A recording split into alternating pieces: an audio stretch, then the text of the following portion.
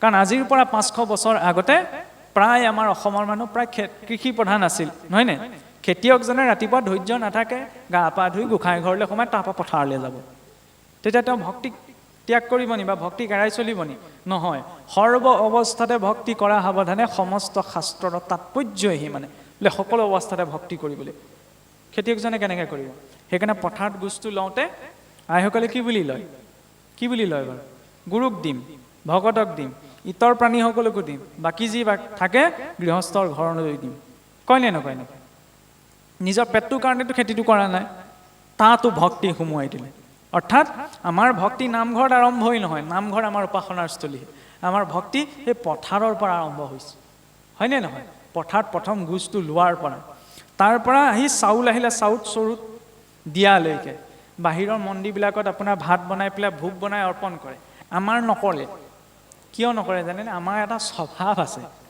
আমি বনাই থাকোঁতে নিমখ হৈছে নে মিঠা হৈছে নে টেষ্ট কৰি চাওঁ টেষ্ট কৰি যেতিয়া চোৱা যায় তেতিয়াহ'লে কি হৈ যায় উচিষ্টটো ঈশ্বৰক অৰ্পণ নহয় সেইকাৰণে বোলে দিওঁতেই অৰ্পণ কৰি দিয়া আৰু কেতিয়াবা এনেকুৱাও হ'ব পাৰে ভোকত আছোঁ নহয়নে এফালে ধুনীয়া বস্তু বনাইছে ঈশ্বৰক অৰ্পণ কৰিবলৈ ধৈৰ্য নাই পটাপট খায়ো ঈশ্বৰক চিন্তা কৰিবলৈকে পাহৰি থাকিল সেইকাৰণে বোলে চৰুত দিওঁতেই দি দিয়া সেইবাবে চৰুটোৰ নিৰ্ণয় আছে ভজন ঈশ্বৰক ভজন কৰোঁতে যিটো নীৰৱতা লাগে ভোজনতো লাগে সেইবাবে চাবচোন অসমীয়া মানুহৰ পাকঘৰবিলাক যিবিলাক আগৰ মানে পুৰণা ঘৰবিলাক পাকঘৰটো সদায় ঘৰৰ একেবাৰে মূৰলৈ থাকে পিছলৈ থাকে কিয় থাকে বাৰু আজিকালিহে একদম ড্ৰয়িং ৰুমৰ সৈতে বোলে কিটচেন এটেচ হ'বলৈ ধৰিলে নহয়নে আগতে কিয় বেলেগকৈ বনোৱা হৈছিল যাতে ঘৰৰ মানুহজনো বাহিৰৰ পৰা আহি পেলাই চিধাই পাকঘৰলৈ সোমাই যাব নোৱাৰে নহয়নে নামঘৰৰ মণিকূটত যিটো পবিত্ৰতা লাগে পাকঘৰটো সেইটো পবিত্ৰতা ইয়াত ব্ৰহ্মৰ উপাসনা কৰা হৈছে তাত ব্ৰহ্মক প্ৰস্তুত কৰা হৈছে অন্নং ব্ৰহ্ম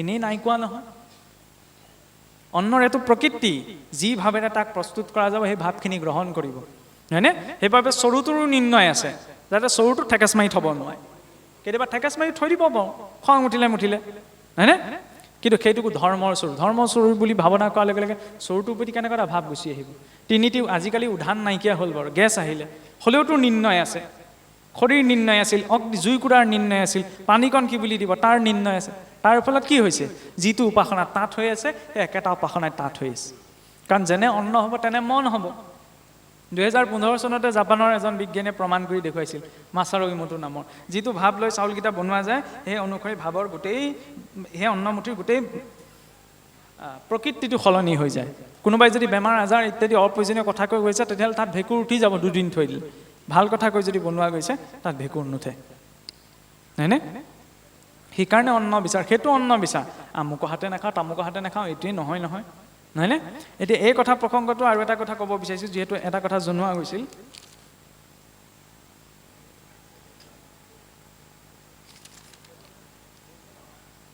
এইটো ধৰি লওক এনেকুৱা সমাজত কেতিয়াবা হয় যে ধৰি লওক ভজনীয়াসকলে শৰণীয়াসকলৰ হাতে নাখায় ভজনীয়াসকলে ভজনীয়াসকলৰ হাতেহে খায় এইটোত মই মত দিবলৈ নাযাওঁ এইটো ইচ্ছা অনিচ্ছাৰ কথা কিন্তু কথা হ'ল কি যে একে গুৰুৰ যেতিয়া শিষ্য হয় মই অন্নমুঠিৰ কথা নকওঁ কাৰণ গোটেই বিচাৰটো আমাৰ অন্নত আছে নহয়নে কিন্তু ধৰি লওক ভজনীয়াজনে শৰণীয়াজনে যদি পানী অকণমান দিছে সেইটো নাই কি বুলি কয় কেৱল শৰণীয়াহে এই বুলি কৈ যদি উপেক্ষা কৰিছে সেইটো আদৰ্শ কিন্তু গুৰুৱে শিকোৱা নাই আৰু দ্বিতীয় কথাটো হ'ল কি মই ইয়াত যেনিবা ঠিক আছে মই গুৰুৰ ওচৰত যথেষ্ট কথা বতৰা ল'লোঁ লোৱাৰ পিছত অশৰণীয়া হৈ বুলি মই পানী গিলাচো নাই খোৱা কিন্তু যদি মই পেকেটৰ বিস্কুটটো খাইছোঁ তেতিয়াহ'লেতো নহ'ব পেকেটৰ বিস্কুটটোতো শৰণীয়াজনে বনাই দিয়া নাই নহয়নে এই হোটেলৰ পৰা কিনি অনা ৰসগোল্লাটো যদি মই খাইছোঁ তেতিয়াহ'লে মই আপোনাক ক'ব নোৱাৰোঁ যে আপুনি অশৰণীয়া হৈছে আপোনাৰ সৈতে মই নাখাওঁ কিন্তু যদি সেইটো পালন কৰি আছে যে না তেওঁ বিস্কুট খায় না বাহিৰৰ বস্তু খায় সম্পূৰ্ণ নিকা নহয়নে এটা নিৰ্দিষ্ট পৰিপক্ক নিয়মৰ মাজত আছে তেতিয়াহ'লে তেওঁক আমি ক'বগৈ নোৱাৰোঁ যে আপুনি আমুকৰ হাতে নাখায় তামুকৰ হাতে নাখায় কিয় কাৰণ তেওঁ সম্পূৰ্ণ শুদ্ধ হৈ আছে কিন্তু মই বিস্কুটটোও খাইছোঁ মিঠাইটোও খাইছোঁ তাৰপিছত মই এইটো ক'ব নোৱাৰোঁ যে অশৰণীয়াজনে মোক পানী গিলাচ দিছে মই খাব নোৱাৰোঁ চাউলকেইটাৰ কথা বেলেগ চাউলৰ গোটেই বিচাৰটো আমাৰ চাউলত দিয়া হয় নহয়নে সেইকাৰণে কিন্তু সাধাৰণতে এই চাহকণ হওক কিবা খোৱা বস্তু এটা হওক অশৰণীয়া হ'ল বুলিয়ে যে তেওঁক আমি প্ৰত্যাখ্যান কৰিম এইটো নহয় অৱশ্যে তেওঁ ইচ্ছা অনিচ্ছাৰ কথা ঘৰত মই যিয়ে নকওঁ কিন্তু সমাজত চব কথা মই তেনেকৈ ক'ব নোৱাৰোঁ নহয়নে কাৰণ ধৰি লওক যেতিয়া প্ৰথম শিষ্যজনে গুৰুলৈ বুলি উপহাৰ এটি লৈ যায়, গুৰুলে বস্ত্ৰ লৈ যায়, গুৰুলে অন্ন লৈ যায়, তেতিয়াতো প্ৰথমটো অসৰণীয়া হৈ লৈ যায় ন, অসৰণীয়া হৈ আহিছে, শান্তি আচাতি মাৰিহে মই গ্ৰহণ কৰিম, এইটোতো নেদেখুৱাই ন, যি ৰূপত দিয়া গৈছে গ্ৰহণ কৰা যায়, হয়নে? গতিকে সাধাৰণ চলিত খাদ্যাভাসৰ মাজত সেইটো হ'ব নালাগে, তাৰ ফলত কোনোবাই যদি মনো কষ্ট পায়।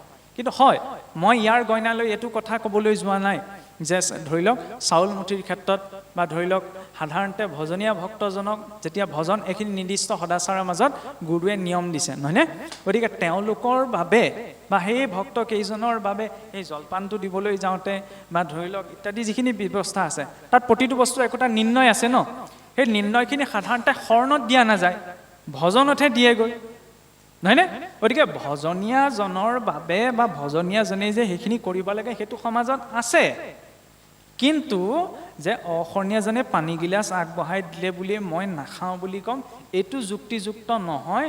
যেতিয়া মই বজাৰৰ পৰা কিনা কিবা এটা খাওঁ, যদি নাখায় তেতিয়াহ'লে বহুত ভাল কথা, দুইটা পৰ্যায়তে হ'ব লাগিব, নহয়নে? আৰু শৰণ লোৱা নোলোৱাটোত ইমান গুৰুত্বতা কিয় দিয়া হয়? কেনেবাকৈতো আমাৰ এইটো কোৱা হয়, কেনেবাকৈ যদি অসৰণীয়া হৈ বোলে শৰীৰ এৰিছে, তেতিয়াহ'লে দাহ সংস্কাৰো কৰা নহৈছিল, এটা সময়ত দাহ সংস্কাৰ কৰা নহৈছিল, কাৰণ গুৰুমুখী নোহোৱাকৈ তেওঁ শৰীৰ এৰিছে, হয়নে? কিয়? শৰণৰ গুৰুত্বতাটো, জীৱনটো পাইছোঁ ঈশ্বৰমুখীয়ে নহ'লো, সেইটোক তেতিয়াহ'লে সতুল্য বুলি কোৱা হয়, হয়নে? শৰণ লোৱা আগমুহূৰ্তলৈকে আমি ভৌতিক জগতখনৰ বাবে এটা জীৱন যাপন কৰোঁ, শৰণৰ পাছত এটা অন্য এটা জীৱন ঈশ্বৰমুখী হৈ। আৰু বোলে মনৰ প্ৰতি ঈশ্বৰৰ প্ৰতি ভাৱ ভক্তি থাকিলেই হ'ল, হয়, মনৰ ঈশ্বৰৰ প্ৰতি ভাৱ ভক্তি থাকিব লাগিব, কিন্তু আমি নিজৰ ভাৱ ভক্তি নিজে চিলমোহৰ মাৰি দিব নোৱাৰোঁ, সেইকাৰণে প্ৰত্যক্ষ ৰূপত গুৰুমুখী হোৱা প্ৰয়োজন, নহয়নে? কিন্তু শৰণীয়াই দিয়া, ভজনীয়াই দিয়া এইবিলাকৰ ক্ষেত্ৰত ধৰি লওক সমাজত কোনো বিশৃংখলতা হ'ব নালাগে। বিষয়টো যিহেতু বহল, পৰিস্থিতি সাপেক্ষে বেলেগ বেলেগ হয়, অভিজ্ঞসকল আছে সমাজত, গুৰুসকল আছে, এনেকুৱা কিবা যদি বিষয় আহে সেই অভিজ্ঞ গুৰুসকলৰ সৈতে আলোচনা কৰি মীমাংসা কৰি লোৱাটো প্ৰয়োজন। মই মাত্ৰ সামান্য কথা এটা মোৰ ভাৱেৰে মই চুই গৈছোঁ। আৰু এই প্ৰসংগত কৈ থাকোঁতেই এইটো কথা জৰুৰী যে জীৱনত অন্তত আমি আন একো কৰিব নোৱাৰিলোঁ, অন্তত অন্তিম সময়ত যাতে এইটো অনুতাপ নাথাকেগৈ মনত যে ঈশ্বৰত যিখিনি সময়ত মই ঈশ্বৰ ভক্তি কৰিব লাগিছিল সেইখিনি সময়ত নোৱাৰিলোঁ। কাৰণ আপুনি বয়স হ'লে বুদ্ধি হ'ব ভাল বুলিও কোৱা হয় যদিও সেইটো কিন্তু দেৱগুৰু বৃহস্পতিৰ বাক্য নহয়, দৈত্যগুৰু শুক্ৰাচাৰ্যৰ বাক্যহে। প্ৰহ্লাদক কৈছিল, নহয়নে? বয়স বৃদ্ধিৰ লগে লগে নিজৰ যিখিনি ইচ্ছা আছে সেইখিনি বৃদ্ধিয়ে, সেইখিনি শিপাই পালিয়ে পোখালে বৃদ্ধিয়েহে পায়, নহয়নে? সেইকাৰণে সময় থাকোঁতেই আমাৰ নাক কাণ চকুমু এইবিলাক ভালে আছে ন, ভালে থাকোঁতে পাকে পকাৰে কেনেদৰে ঈশ্বৰমুখী হৈ থাকিব পাৰোঁ সেইটোহে লাগে। চৰুটোত চাউল মুঠি দিয়াতেই শেষ হোৱা নাই, যাক খাবলৈ বাঢ়ি দিয়া হৈছে প্ৰথম ঈশ্বৰক নিবেদন। ভাতকেইটা বনাওঁতে যিমান সময় লাগিছে খেতিটো কৰোঁতে বেছি সময় লাগিছে, অন্নদাতাৰ প্ৰতি সন্মান যান, নহয়নে? অন্নমুঠি খালে তাতো শেষ হোৱা নাই, খোৱাৰ পাছত যেতিয়া শৰীৰত মল জমা হ'ব, শৌচাগাৰলৈ যাওঁতে তাতোতো গুৰু বাক্য আছে, হয়নে নহয়? মাটি পানী লোৱা আজিকালিতো প্ৰায় গুচি যোৱা নিচিনাই হ'ল, নহয়নে? চাবোনটোতো আছে, নহয়নে? ভৰি হাত ধুওঁতেতো গুৰু বাক্য আছে, পানীখিনি লৈ আমি ঢালি নিদিওঁ, তাত গুৰু বাক্য আছে। তাৰ জৰিয়তে কি হয়? গাটো ধুওঁতেও, অন্নমুঠি বনাওঁতেও, অন্নমুঠি খাওঁতেও ঈশ্বৰ ভক্তিয়ে আচৰণ হৈ আছে। খোলটো মই বজাব জানিলেই নহ'ব, যদি মই খোলটো বজাব জানো কিন্তু খোলৰ নিৰ্ণয়টো নাজানো, তেতিয়া গেলা পানী সোপা খাই খোলটো বজাবলৈ মই সাহস কৰিম। বুজি পাইছেই নহয়? আগতেতো এনেকুৱা পৰিৱেশ নাছিল, কাৰণ খোলটো বজাব জানিলেই নহ'ব ন, তাৰ নিৰ্ণয় আছে। জৰি কাক ডিঙিত লৈছে, তালি কোন, নহয়নে? তালযোৰ মই বজাব জানিল, তালযোৰৰ জৰিডালৰ নিৰ্ণয় আছে, দুইটা থালৰ নিৰ্ণয় আছে, নহয়নে? কাক ধৰিছে হাতেৰে, সেই নিৰ্ণয়টো যদি থাকে তেতিয়া ঈশ্বৰৰ আসনখনৰ প্ৰতি যিটো সন্মান থাকে সেই খোলটোৰ প্ৰতিও সেইটো সন্মান থাকিব, নহয়নে? আৰু খোলটোৰ প্ৰতিও যেতিয়া সেইটো সন্মান থাকিব তাৰ ফলত তেওঁ বাদ্য বজাই বজাই উপাসনা হ'ব। কোনোবাই গীত গাই ভাল পায়, তেওঁ গীত গায়ো ঈশ্বৰ উপাসনা কৰিব পাৰে। বৰগীত মিউজিক থেৰাপিৰ ওপৰত ইউজ হৈছে, ইমান বৈজ্ঞানিকভাৱে তাল ৰাগবিলাক গঠন কৰা হৈছিল। কোনোবাই নৃত্য কৰি ভাল পায়, কৃষ্ণ নৃত্য, সূত্ৰ নৃত্য এইবিলাক কৰি ঈশ্বৰ ভক্তি কৰিব পাৰে, হয়নে? সেইবাবে প্ৰতিটো বস্তুৰে নিৰ্ণয় জড়িত কৰা হ'ল। কোনোবাই শাস্ত্ৰ পঠন কৰি ভাল পায়, তাৰ বাবেতো শাস্ত্ৰ দিয়েই দিয়া হৈছে, নহয়নে? যাৰ যি ৰুচি সেই অভিৰুচিটোক নিজৰ ভক্তিলে পৰিৱৰ্তন কৰিব পাৰে নিৰ্ণয়ৰ জৰিয়তে, আৰু বিনা নিৰ্ণয়ত একো গ্ৰহণ কৰা নহয়। হয়নে? তামোল পাণটো দিওঁতেও আমি এটা নিৰ্ণয়ত দিওঁ, চাকি গছ জ্বলাওঁতেও আমি একোটা নিৰ্ণয়ত দিওঁ। নিৰ্ণয়টো যেতিয়া বস্তুটোৰ সৈতে জড়িত হয় তেতিয়া পূজনীয় হৈ পৰে, হয়নে? দবাটো এইটো গৰু চালহে বজাইছে, কিন্তু যেতিয়া নিৰ্ণয়টো আহে, মাৰি দুলাল কাক ধৰিছে, কি বুলি শব্দ কৰিব, লগে লগে সেই দবা কোবটো, সেই সামান্য গৰু চালখনৰ শব্দটো এটা পবিত্ৰ আধ্যাত্মিক স্থিতিলৈ ৰূপান্তৰ হয়, হয়নে? যেতিয়া নিৰ্ণয় জীৱনত থাকে তেতিয়াহ'লে প্ৰত্যেকজন মনুষ্যই বাৰে প্ৰতি এই কথাটো ৰিপিট কৰা হৈছে, নিজৰ নিজৰ দায়িত্ব কৰ্মক ঈশ্বৰৰ ভক্তিলৈ ৰূপান্তৰ কৰিব পাৰে। আৰু সেই প্ৰসংগবিলাকে শ্ৰীমদ ভাগৱতত বিভিন্ন কাহিনী আলমৰ জৰিয়তে আমাক বুজাবলৈ চেষ্টা কৰা হৈছে। বুজি আমি শেষ কৰিব নোৱাৰোঁ গোটেই জীৱনটো। এই অনুষ্ঠানটোৰ সাৰ্থকতা সেইখিনিতে থাকিব। কালিলে যেতিয়া পৰহিলৈ যেতিয়া এই অনুষ্ঠানটো শেষ হ'ব, হয়নে? শেষ হোৱাৰ পাছত এই অনুষ্ঠানটোৰ পৰা আমি কি পালোঁ, সেই কথাটো যেতিয়া গৃহে গৃহে আলোচনা হ'ব, কি পালোঁ এইটো কথা কোৱা নাই যে ধৰি লওক আনুষ্ঠানিকভাৱে কি লাভ লোকচান হয়, অনুষ্ঠান পৰাতনো কি হ'ল, কি মনত থাকিলে। আৰু সাৰ্থকতা সেইখিনিত থাকিব যাৰ বাবে প্ৰত্যেক দিনা মাহেকত অন্তত এটা দিন, সপ্তাহত সকলো দিন নহ'লেও নামঘৰতেই হওক কাৰোবাৰ গৃহতেই হওক অকণমান গীতা ভাগৱতৰ চৰ্চা হ'ব। ভাগৱতটো বহুত পাছলৈ যাব লাগে। পোনপ্ৰথমতে এই ভক্তি ৰত্নাৱলী, ভক্তি ৰত্নাকৰ, নহয়নে? নামঘোষা, কীৰ্তন, বুজি নোপোৱা সকলো কথাটো আমি নিজৰ মতে বুজি নাপাওঁ, বৈষ্ণৱ অভিধান এখন আনি ল'ব লাগে। কাৰণ আমাৰ এইবিলাক গীতা ভাগৱত ইত্যাদি শাস্ত্ৰত ব্ৰজাৱলী শব্দও আছে, সংস্কৃত শব্দও আছে, থলুৱা শব্দও আছে, চবৰে অৰ্থ কৰিবলৈ অসুবিধা হয়। 2 টকা খৰচ কৰি বৈষ্ণৱ অভিধান এখন আনি ল'ব লাগে, নুবুজা কথাটো তাত চাব লাগে। আনৰ মুখেৰে শুনাতকৈ নিজেই চৰ্চা কৰি যেতিয়া বুজা যাব সেইটোৰ আমেজটো বেলেগ আৰু সেইটো স্থায়ী ৰূপত থাকি যাব। সেইবাবে শাস্ত্ৰ হ'ব। নহ'লে ভাবি চাওকচোন, এই এটা পেজ যদি মোক লিখিবলৈ দিয়া যায়, মই একো নভবা নিচিন্তাকৈ এই পেজটো লিখি পেলাব পাৰিম জানো? নোৱাৰো। কিবা এটা লিখিবলৈ মই বহুত ভাবি চিন্তি লিখিব লাগিব। যিটো মানুহে এখন বগা কাগজ পুৰাবলৈ বহুত ভাবি চিন্তি লিখিব লাগে, আজিৰ পৰা 500 বছৰ আগতে তেতিয়া একো সুবিধাও নাছিল। সাঁচিপাত, ভোজপাত, তাম্ৰপত্ৰ এইবিলাক প্ৰস্তুত কৰিবলৈ মাহ জুৰি সময় লাগে, নহয়নে? এখন পত্ৰ প্ৰস্তুত কৰি, গছৰ ৰস, কিবাৰ ৰস প্ৰস্তুত কৰি সেই গ্ৰন্থসমূহ লিখি মহাপুৰুষে দি থৈ গৈছিল। কি প্ৰয়োজন আছিল ইমানখিনি কষ্ট কৰাৰ? কাৰ বাবে? যাতে আগন্তুক প্ৰজন্মই, আগন্তুক মনুষ্যই তাক অধ্যয়ন কৰি অন্তত জীৱনৰ সাৰখিনি জানিব বুজিব পাৰে। গতিকে তাৰ মূল্যটো দিব লাগিব, নহয়নে? শেষত সৰু কাহিনী এটাই মই সামৰিছোঁ আৰু বৰ বেছি দীঘলীয়া নকৰোঁ।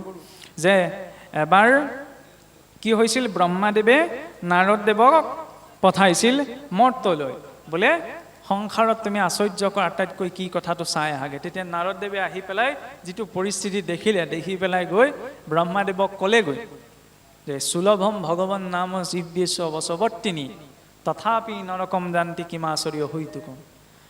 ভগৱানৰ নাম জিভাখনত সুলভ হোৱাৰ পাছতো যদি মনুষ্য নৰকগামী হ'ব লগা হৈছে, তাতকৈ আৰু সংসাৰত আশ্চৰ্যকৰ একো কথা নাই। কাৰণ গোটেই ভক্তসকল দেখি গ'ল। এই কথাটো লৈ ভাৱেৰে তেওঁ গৈ নাৰায়ণৰ ওচৰত উপস্থিত হ'লগৈ। নাৰায়ণৰ ওচৰত উপস্থিত হোৱাৰ পাছত কি হ'ল, নাৰায়ণে নাৰদদেৱক পুনৰ পঠালে যে তুমি যোৱা, সেই মৰ্ততেই সেই শ্ৰেষ্ঠ ভক্তসকল আছে, তুমি সেই ভক্তসকলৰ সংগ কৰাগৈ। এইবাৰ আকৌ নাৰদদেৱে আহিল, লগ পালেহি আপোনাৰ গাহৰি এটাক। গাহৰিটোক লগ পোৱাৰ পাছতে দেখিলে বোলে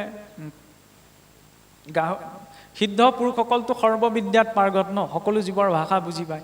গাহৰিটোক ভাষাতে সুধিলে বোলে, হেৰা কি কৈছা? গাহৰিটোৱে ক'লে বোলে ভোজন কৰি আছোঁ। কি ভোজন কৰিছা? বিষ্ঠা ভোজন। নাৰদদেৱে ক'লে বোলে সংসাৰত বোলে খাবলৈ ইমান ভাল ভাল বস্তু আছে, তুমি বাৰু এই বিষ্ঠা ভোজন কৰিব লাগেনে? অন্য জীৱ বৰ্জনীয় দ্ৰব্যটো তুমি ভোজন কৰি। তেতিয়া গাহৰিটো অকণ ইগত লাগিলে, হয়নে? মোৰ ভোজনৰ কথা আপুনি বেয়াকৈ কি ক'ব, মোৰ এইটো ভোজনেই। তাৰপৰা ওপৰলৈ মূৰ দাঙি দেখিলে আকাশত এজন দিব্য প্ৰভাযুক্ত পুৰুষচোন উপঙি আছে, মানে একদম আকাশত উৰি আছে। তাৰপাছত সুধিলে বোলে আপুনি ক'ৰ পৰা আহিছে, কি কথা? তেতিয়া নাৰদদেৱে ক'লে বোলে মই বৈকুণ্ঠৰ পাৰিষদ, ঈশ্বৰৰ ইচ্ছাত মই এই মৰ্তত সন্তসকলৰ সংগ বিচাৰি আহিছিলোঁ। কিন্তু কি ঈশ্বৰৰ ইচ্ছাৰ বিপাক ঘটিল, মই সন্তসকলক নাপাই এই তোমাকহে পালোহি। তোমাক লগ পোৱাটো চাগে ঈশ্বৰৰ ইচ্ছাই, কাৰণ ঈশ্বৰৰ ইচ্ছা অবিহনেতো একো ঘটিত নহয়। তোমাৰ এতিয়া যিটো অৱস্থা দেখিছোঁ, এই ঋষিমুনিসকলে পৰ্বতে পাহাৰে একো নাখাই নবৈ ঈশ্বৰক চিন্তা কৰি বহি আছে, আৰু তুমি দেখিছোঁ অন্য জীৱ বৰ্জন কৰা দ্ৰব্যটো খাই পেলাই ৰত হৈ আছা, ইমান পতিত হৈ আছা। তোমাক চাগে উদ্ধাৰ কৰিবলৈকে মোক পঠাইছে ঈশ্বৰে, সেইবাবে আহিয়ে মই তোমাক লগ পালোহি। গতিকে ব'লা, তোমাৰ এই দয়নীয় স্থিতিটো দেখি তোমাৰ ওপৰত মোৰ দয়া উপজিছে, তোমাক মই সশৰীৰে বৈকুণ্ঠলৈ লৈ যাম, কাৰণ তুমি বৈকুণ্ঠৰ পাৰিষদৰ সংগ পাইছা। গাহৰিতে যেতিয়া শুনিলে বৈকুণ্ঠৰ কথা কৈছে, বোলে আপুনি সঁচাকৈ কৈছে? অঁ বোলে মই সঁচাকৈ কৈছোঁ। তেতিয়া গাহৰিতে ক'লে বোলে আপুনি খন্তেক ৰ'ব, মই খবৰটো ঘৰত দি থৈ আহোঁগৈ, ঘৰৰ মানুহখিনিতো গম পাব লাগিব। ঘৰত বোলে গাহৰিয়ে খবৰ দিলেগৈ, ঘৰৰ মানুহে সোনকালে বিদায় দি পঠাই দিলে। আমাৰ বংশৰ এজনৰ বৈকুণ্ঠলৈ যাবলৈ পাব, কিমান ভাল কথা। গাহৰি আহি উপস্থিত হ'লি, উপস্থিত হোৱাৰ পাছত নাৰদদেৱে ক'লে এতিয়াহ'লে বোলে যাত্ৰা আৰম্ভ কৰিব পাৰোঁনে? গাহৰি প্ৰস্তুত আৰু, অঁ বোলে পাৰে। নাৰদদেৱ লাহেকৈ ইফালে মূৰ কৰিছে, তেনেকুৱাতে গাহৰিতে ক'লে বোলে ৰ'বচোন ৰ'বচোন বোলে কি হ'ল কোৱাচোন। নাৰদদেৱে ভাবিলে চাগে ইয়াৰ চেতনা আহিলে, কিবা গভীৰ কথা এটা সুধিব। গাহৰিতে সুধিছে, প্ৰভু এতিয়া মই যামহে যাওঁ আপোনাৰ লগত, বৈকুণ্ঠ তেনেকুৱা গাত আছেনে বাৰু? গাতটো কেলে? মই গ'লে বোলে কিহত খাম? যাবলৈ ক'লে সুযোগ পাইছে বৈকুণ্ঠলৈ, কিন্তু গাতটোৰ চিন্তা এৰিব পৰা নাই, নহয়নে? গতিকে আমাকো যে গীতা ভাগৱত দিয়া হ'ল, বহুত হাজাৰ বছৰ আগতে দিয়া হ'ল। অসমীয়ালৈ পথ ভাঙনি 500 বছৰ আগতে হ'ল, 500 বছৰ কম বছৰ নহয়, নহয়নে? সিমানখিনি পোৱাৰ পাছতো আমাৰ স্থিতিটো ঠিক সেই গাহৰিটোৰ নিচিনাই হ'ব, যদি পাই পেলাও অকণমান সাংসাৰিক মুঠিটো ঢিলা কৰিব নোৱাৰোঁ। স্বতন্ত্ৰ সংসাৰখনৰ মুঠিটো, ভোগৰ মুঠিটো যিমানে ডাঠ কৰিম, কাৰণ আহাৰ ভয় নিদ্ৰা মৈথুনঞ্চ সামান্য মেতত পশুবিনৰা নাম। আহাৰ নিদ্ৰা মৈথুন ইত্যাদিৰ ক্ষেত্ৰত অন্য জীৱ আৰু মনুষ্যৰ মাজত পাৰ্থক্য নাই, আৰু নকৰাকৈও নোৱাৰে, সেইবিলাকতো লাগিব। আহাৰ ভয় নিদ্ৰা মৈথুন এইবিলাকতো মনুষ্য জীৱনত বা শৰীৰটোত থকালৈকে আছেই, খালি সংযমটো। ঔষধটো পৰিমাণতহে যিদৰে খাম, পিয়াহ লাগিলে বুলি পানী খায়েই নাথাকোঁ নহয়, নিৰ্দিষ্ট পৰিমাণতে সংযমটো লাগে। ভোক লাগিলে খোৱাত আপত্তি নাই, ভাল লাগিলে যদি খাই আছে তেতিয়াহ'লে আপত্তি, পেটৰ বেমাৰ হ'ব নহয়। সেইকাৰণে সকলো ক্ষেত্ৰতে সংযমৰ লেকামডাল লাগে। অপশ্যন এতিয়া দুটাই আছে, সুযোগটো পাইছোঁ ন ঈশ্বৰৰ ওচৰলৈ যোৱাৰ। যুক্তিগত দৃষ্টিৰে এইটো কথা হজম কৰিব নোৱাৰি, ভাৱেৰে চাব লাগিব। শৰীৰটো এৰাৰ পিছত আমি ক'লৈ যাম? কিবা এটাতো লাগিব আশ্ৰয়। ধন সেইকাৰণে অৰ্জন কৰিব লাগে। আমাৰ শাস্ত্ৰীয় ভাগত দুটা ধনৰ কথা কৈছে, ইহকালৰ ধন আৰু পৰকালৰ ধন। এইখন জগতৰ ধন গোটালেই নহ'ব, পৰলোকৰ বিত্ত বুলিও এটা আছে, হয়নে?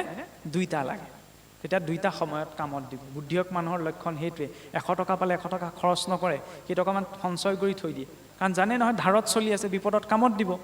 ধনৰ ক্ষেত্ৰত যেতিয়া সেইটো চিন্তা, শৰীৰটোৰ ক্ষেত্ৰত এইটো ধাৰত লোৱা বস্তু, হয়নে?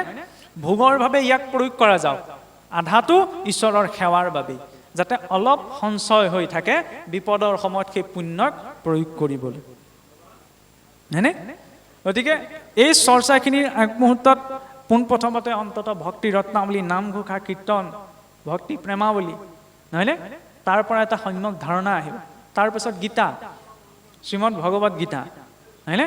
গীতা ভাঙনি এখন কিনি আনিব লাগে, ক'তনো কি কৈছে, কাৰণ গীতাৰ অৰ্থ বুজাৰ পাছতে ভাগৱতৰ কথাখিনি বুজিবলৈ হ'ল সুবিধা হয়। তাৰপিছত ভাগৱত, এনেদৰে যদি অকণমান সাধ্য অনুসাৰে সকলোৰে সুবিধা অনুসাৰে চৰ্চা থাকে, সন্মুখত উলিয়াই পঢ়িব নোৱাৰে, মোবাইলটোতো পাৰি। মোবাইলটোত আজিকালি গীতা ভাগৱত মূল সংস্কৃতৰ পৰা অসমীয়া অনুবাদ কৰি PDF ৰূপত পোৱা যায়। অকণমান দিনটোত যদি এটা শ্লোকৰ অৰ্থও পঢ়িবলৈ অভ্যাস কৰা হৈছে, জীৱনত বহুতখিনি পৰিৱৰ্তন আহিব। সিমান কম চৰ্চা লাগে। আজি হাৰ্ভাৰ্ড কেম্ব্ৰিজৰ দৰে ইউনিভাৰ্চিটিত পঢ়োৱা হৈছে। যেতিয়া 19ৰ দশকত প্ৰথম পৰমাণু বোমা পৰীক্ষণ কৰিছিল, অপেনহেইমাৰৰ মুখৰ পৰা গীতাৰ শ্লোক ওলাইছিল। আমাৰ ল'ৰা ছোৱালীৰ মুখৰ পৰা ঘোষা ওলাই নে নোলায় তাৰ শংকা আছে, নহয়নে? শিকিব লাগে। গীতা ভাগৱত পঢ়ি পেলাই যেতিয়া পদাৰ্থ বিজ্ঞানৰ এটা শাখা উলিয়াই দিলে মেক্স প্লাংকে, কোৱাণ্টাম পদাৰ্থবিদ্যা, বোলে বেদান্তৰ পৰা মই তাৰ প্ৰেৰণা পাইছিলোঁ, নহয়নে? আমাৰ ধাৰণা আকৌ সকাম নিকাম গীতা খোৱা বুলিহে চলি আছে, এই ধাৰণাটো সলাব লাগিব। তাৰ বাবে হাতত তুলি দিব লাগিব, বোলে গীতা ভাঙনি এখন আনি দিছোঁ, নিজে উপহ মই উপহিম। তাৰ ফলতহে পৰিৱেশ এটা সৃষ্টি হ'ব। ঘৰখন হৈছে কঠীয়াতলী, নহয়নে? ঘৰত যদি এটা সংস্কাৰমুখী পৰিৱেশ থাকে, তেতিয়াহ'লে সদায় তেওঁ সংস্কাৰৰ মাজতেই থাকিব পাৰিব। আৰু অধৰ্মলৈ তেওঁক টানিবলৈ গ'লে তেওঁ এৰ খাই নাযায়।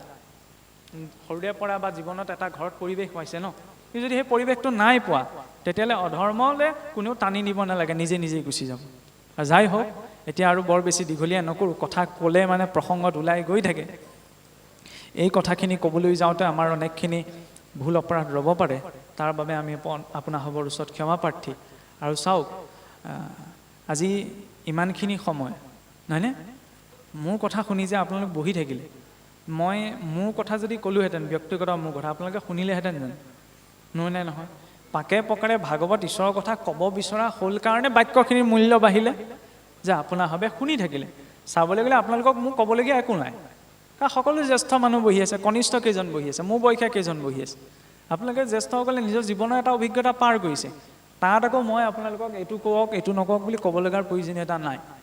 কিন্তু পাৰ্থক্য সেইখিনিতে। চাওকচোন, উঠি অহা কেইজন আছে ইয়াত, ভোজ এটা পাতকচোন, খোৱা সময়ত গধূলালৈ যেতিয়া আপোনাৰ অন্ন সিদ্ধ প্ৰসাদৰ ব্যৱস্থা কৰিছে, তেতিয়া ভকতৰ জোৱাৰটো দেখিব, আৰু বাকীখিনি সময়ত ভকতৰ জোৱাৰ দেখিব। তালৈও আহিব লাগে। কিন্তু ইভাগে অৱশ্যে সামাজিক পৰিকাঠামৰ মাজত থাকি যেতিয়া কিছুমান কথা পতা হয়, তাৰ কিছুমান লিমিটেশ্যন থাকে, নহয়নে? সকলো কথা স্পষ্টকৈ ক'বলৈ অসুবিধা। সেইবাবে আনুষ্ঠানিকতাটোৰ লগতে ব্যৱহাৰিক জীৱনতো কথাবিলাক আলোচনা হ'ব লাগে, যাতে মন খুলি কওঁতাজনেও ক'ব পাৰে আৰু কোৱাজনেও মন খুলি ক'ব পাৰে, বিষয়বিলাক যাতে সম্পূৰ্ণ স্পষ্ট হৈ যায়। সেইবাবে ঘৰখনত, সমাজখনত অকণমান চৰ্চা, সেই চৰ্চাটো যদি থাকে, সেইটো স্থায়ী প্ৰভাৱ পেলাব। আজি মোৰ বাক্যৰ মূল্য এইকাৰণেই বাঢ়িলে, ইভাগেতো মোৰ কোনো মূল্য নাই গীতা ভাগৱত সম্পৰ্কীয় কথা কোৱাৰ বাবে। যাৰ কথা প্ৰসংগ কওঁতেই কাৰোবাৰ বাক্যৰ মূল্য ইমান বাঢ়িছে, ইমানখিনি মানুহে বহি শুনি আছে, তেওঁক কোৱা কথাখিনি যেতিয়া জীৱনত গুৰুত্ব দিম, তেতিয়া আপোনাৰ মোৰ জীৱনৰ মানদণ্ড কিমান বৃদ্ধি পাব, নহয়নে? ফুলপাহ তেতিয়া নিজেই বিকশিত হ'ব, আৰু ফুলপাহ যদি গেলেকনিৰ মাজতো ফুলিছে, চকু যাবই। সেইবাবে সদায় ভাগৱত বুলি ক'লে, ভক্তি বুলি ক'লে অন্তৰ্মুখী হৈ নিজৰ কৰিবলগীয়াখিনি নিষ্ঠা সহকাৰে ঈশ্বৰক চিন্তা কৰি যাব লাগে। এই কথাৰে আজি মোৰ বক্তব্যখিনি সামৰণি মাৰিছোঁ।